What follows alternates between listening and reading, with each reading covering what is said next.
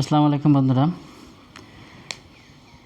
আমি আজকে দুপুরে পেট পুড়ে ভাত খাইলাম। ভাতের সাথে তরকারি ছিল, তো বিভিন্ন রকম তরকারি দিয়ে পেট পুড়ে ভাত খাইছি।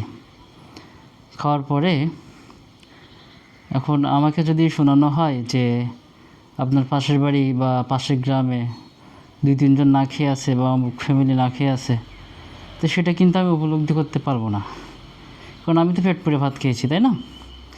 সুতরাং আমি যদি ক্ষুধার্ত থাকতাম তাহলে তাদের ক্ষুধার্তটার মর্মটা আমি বুঝতে পারতাম।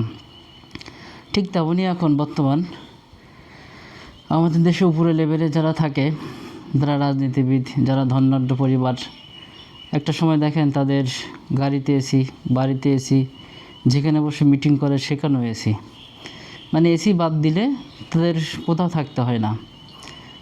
এখন যে গরমকাল চলতেছে, এখন যে গরমের তাপটা বেশি, এটা কিন্তু তারা উপলব্ধি করতে পারে না, কারণ তাদের অল টাইমই ঠান্ডায় থাকে।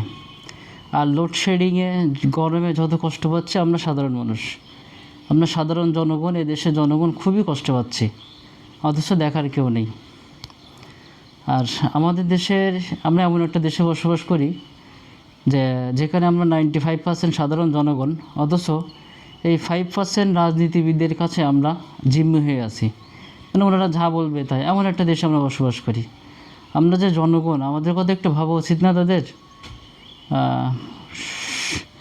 দোয়া করি আল্লাহ এদের হৃদায়ত দিক, আমাদের দেশের নেতাগুলো যেন সৎ হয়, আমাদের দেশের রাজনীতিবিদ যারা আছে তাদের চিন্তা চেতনার জন্য পরিবর্তন হয়।